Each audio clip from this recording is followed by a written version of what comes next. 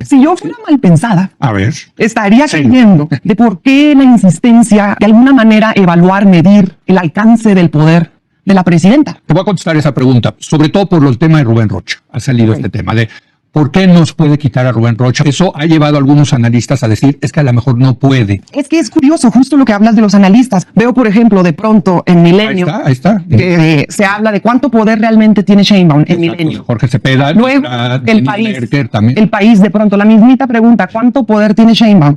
Y luego vemos Denise hablando sobre ese tema, ¿cuánto poder tiene? De ahí sale, ¿eh? ¿Por qué de pronto a todos desde sus casas les surge exactamente la mismita duda? Pareciera en realidad que es una especie de nado sincronizado. Buscan instalar de forma orquestada y sincronizada una narrativa que en el momento global todas las naciones en este momento están buscando cuál va a ser su papel en este reacomodo del mundo de manera multipolar. Deberíamos estar hablando del Plan México, deberíamos estar hablando de las iniciativas que se votan la próxima semana. La presidenta no mete a nadie a la cárcel, ni va a andar quitando gobernadores, ni va a estar mandando línea, simplemente porque no son sus facultades. El pueblo es el único que pone y el pueblo es el único que quita. Por eso implementamos las herramientas de revocación de mandato. A AMLO le decían que era un dictador y ahora a Claudia quieren entonces que se convierta en dictadora y quite y mueve a diestra y siniestra.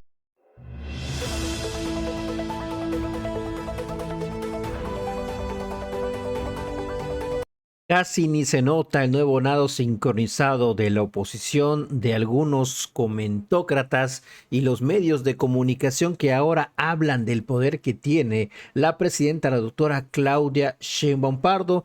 Esto lo planteó en su mesa de debate Leo Zuckerman, ni más ni menos. ¿Para qué utiliza el poder la presidenta Claudia Sheinbaum Pardo? Y ahí estuvo presente la senadora de Morena, Julieta Ramírez. Vamos a escucharlo porque ahí estuvo también Damián Cepeda de Acción Nacional, que ayer salieron al Ángel de la Independencia a plantarse y a protestar en contra de esta elección al Poder Judicial y que todo va a ser un fraude. Esto es lo que alegan ahora estos panistas porque ya están totalmente desesperados. Y también ahí estuvo como extra el representante de Movimiento Ciudadano, Gibran Ramírez. Vamos a escucharlo, mis estimados amigos y amigos pregoneros. No tiene ningún desperdicio lo que plantea Julieta Ramírez de Morena en este mesa de debate con Leo Zuckerman. A comenzar a ti, ¿qué tanto poder tiene la presidenta Claudia Sheinbaum? ¿Qué nos dirías? Bueno, ¿Cómo se ve desde dentro, por cierto? Sí, bueno, empezaría por delimitar un poco la concepción de poder. Sí. Y por supuesto nosotros nos basamos en la Constitución. ¿Qué dice la Constitución de qué es el poder? Pues que el poder reside original y esencialmente en el pueblo y se constituye para beneficio de este. Entonces, para la Cuarta Transformación, el poder significa aquel que legítimamente el pueblo le otorga a los gobernantes, a los representantes, para que asuma la tarea de representar al país y trabajar por la nación. Pero es muy importante dejar claro que reside fundamental y esencialmente en la gente. De ahí ahora pasaría a hablar de números, por ejemplo, cómo específicamente vemos a través de hechos y datos qué cantidad de poder pudiera tener la presidenta. Tenemos a la presidenta más votada en la historia de este país, 36 millones de votos, un total del casi 60% de la población. Luego, además, es la presidenta que durante su proceso electoral obtiene la mayoría calificada en las cámaras, obtiene el 85% de los distritos por mayoría relativa, es decir, campaña de calle. Evidentemente, esto la coloca como una mujer con mucha capacidad y desde que tomó protesta es innegable que tomó mucho liderazgo por la firmeza que respondió a Donald Trump y también por la presentación de un proyecto. Yo digo, se notó el poder de la presidenta desde la campaña, porque desde campaña ella estaba trabajando en un plan de gobierno, no con improvisaciones, sino con un plan muy serio. Y diferentes maneras también para abordar el poder como tal es cuestionarnos ¿para qué es que alguien utiliza el poder?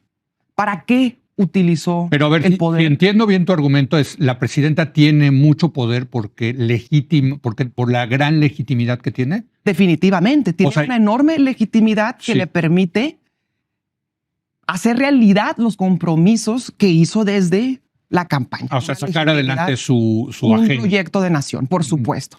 Y además, desde que tomó protesta, es evidente que su poder o su capacidad ha sido reforzada a través de su liderazgo en el escenario internacional. Muy bien. Gibran, ¿qué tanto poder tú estás viendo por parte de la presidenta Claudia Sheinbaum? Porque parecería que lo que dice Julieta es que sí tiene mucho poder. Con hechos y datos. Por eso, pero que sí tiene mucho Exacto. poder. Yo creo que lo resumiré así. Es la presidenta de México y como medios institucionales tiene la capacidad de ejercer mucho poder. Pero si Foucault tiene razón y el poder no se tiene, sino que más bien se ejerce, tenemos elementos para tener serias dudas de la capacidad para impulsar cosas que le sean favorables en su proyecto personal de gobierno, ¿no? No pudo transitar con su candidata a la Comisión Nacional de Derechos Humanos. Su candidato a la Secretaría General de Morena no fue tomado en cuenta. Es decir, no tiene la capacidad en Morena de influencia que sí tienen otros grupos cercanos al expresidente de la República. Cuando quiso que se aprobaran las reformas a la ley del Infonavit, bueno, reformas en materia de vivienda en general, en el Congreso se marcaron otros tiempos, ¿no?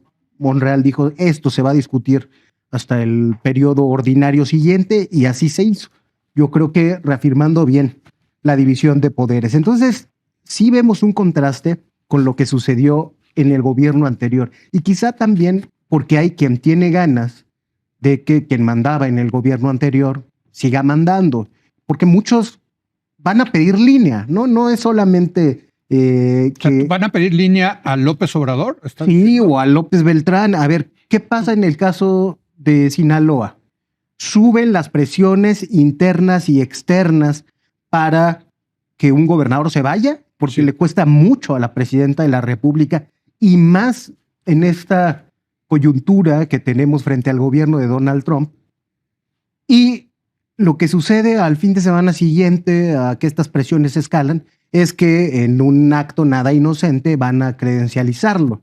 Es decir, el primer morenista del estado, ¿no? Muy al estilo del viejo PRI. Bueno, y lo va a credencializar nada menos que el hijo del expresidente. Así es. ¿No? Y la visita que se tuvo en el Senado, digamos, arropando a todos los impresentables. Hay un sector, sobre todo desde el partido, desde Morena, que le genera grietas a la presidenta. Ahora, que ella podría hacer otra cosa, podría hasta inventar un partido, si le diera la gana. No creo que lo vaya a hacer. Se ve cómoda con esa situación, sorteándola por un lado y por otro. Pues también parecería que hay un contraste, ¿no? Julieta dice tiene mucho poder, que deriva de su gran legitimidad. Gibran dice, pero parece que sí hay ciertos límites que no ejerce. O que no está ejerciendo el poder. ¿Cuál es tu visión? Coincido con ambos en distintos puntos. En mi opinión, la presidenta tiene mucho poder. Llega con una votación histórica, casi el 60% de los votos. Tuvo, aunque el aparato de Estado claramente la benefició, es innegable que tuvo una popularidad enorme y ganó la elección. Sí. Pero no solo eso, sino que desgraciadamente no ganó en las urnas lo que sí le dieron los tribunales para tener 2/3 partes en las cámaras. Es decir, tuvieron 54% de los votos en conjunto y les dieron más de 2/3 partes, lo cual le da poder absoluto para poder cambiar cualquier Pero fíjate, ley. ahí podría ser un acto de poder, porque gracias a que controlan parte del tribunal. No, sin duda. Pero te digo, yo lamento mucho, para mí la desgracia más grande, el que se le haya dado con 54% Pero de lo los lograron. votos. No, Eso es una muestra de poder. de acuerdísimo. Y mi punto es el siguiente. Sí. Logra 2/3 partes, cosa que ni siquiera el pasado presidente tenía. Sí, porque sí. todos asumimos que sí, pero no lo tenía. En el Senado no Sí, tuvo correcto, 2/3 partes correcto. nunca. Dobló a la oposición y demás, pero nunca lo tuvo. Entonces, en términos reales, puede hacer prácticamente cualquier cambio que desee en el país. Entonces parecería que el único límite, yo ya lo he dicho antes, es ella misma, su autorregulación. Sin embargo, hoy ya que caminaron algunos meses, yo sí creo que esto no ha resultado ser así. Por un lado, sí tiene un límite de la propia realidad, de la circunstancia económica, del contexto internacional, de las condiciones en las que le dejaron el país, pero por otro lado, incluso su propia popularidad, que es muy alta, parece no tener el mismo teflón que su antecesor. Y están otros actores jugando en las cámaras, el propio expresidente, que hacen en ocasiones que sí se le complique el escenario. Pero para mí la limitante más fuerte que tiene esta presidenta es el sexenio anterior, para bien y para mal. Para bien, la herencia que les dejaron en positivo los programas sociales y la popularidad que eso trajo consigo, que lo han hecho muy bien en términos de apoyo directo a la gente. Pero para mal, varias limitantes, empezando por el presupuesto. Le dejaron una deuda histórica en 18 billones que la llevó a que su presupuesto, que es la herramienta principal para hacer cosas, esté completamente limitado porque tiene que pagar un servicio de deuda de 1.5 billones, es decir, millones de millones, cuando solo tiene para invertir 800,000 millones de pesos en inversión productiva. Entonces, la dejaron atada de manos. Me parece a mí que Claudia Sheinbaum está pagando los platos rotos del sexenio anterior. A mí me encantan estos debates porque sí, pero no, pero sí, ¿no? O sea, es que sí puede argumentarse que tiene mucho poder, Claro. pero... Pues nada es absoluto, ¿no? A ver, ¿tú qué opinas, Juliet? Pues estoy convencida que los datos y los hechos respaldan la legitimidad de Claudia Sheinbaum. Eso es lo más importante. Y justo por eso a mí me surge la pregunta, la curiosidad de por qué la insistencia con, de alguna manera, evaluar, medir el alcance del poder de la presidenta. Te voy a contestar esa pregunta, porque sí, yo ahorita te ponemos los segundos que yo me gaste. Sobre todo por el tema de Rubén Rocha. Ha salido este tema de por qué nos puede quitar a Rubén Rocha, por qué le dan el espaldarazo. Eso ha llevado a algunos analistas a decir es que a lo mejor no puede la presidenta porque tiene ciertos límites. Le ponemos 20 segundos más, por favor. Bueno, 30. Bueno, venga. Sí. Bueno, es que es curioso justo lo que hablas de los analistas, porque Sí. yo veo, por ejemplo, ayer estaba revisando el asunto, veo, por ejemplo, de pronto en Milenio Ahí está. que se habla de cuánto poder realmente tiene Sheinbaum en Exacto, Milenio. de Jorge Cepeda. Luego, el Denise país, Merker también. el país, de pronto, la mismita pregunta, ¿cuánto poder tiene Sheinbaum? Y luego vemos Denise, Sí. igual, hablando sobre ese tema, y la pregunta con la que concluye es, ¿cuánto poder tiene?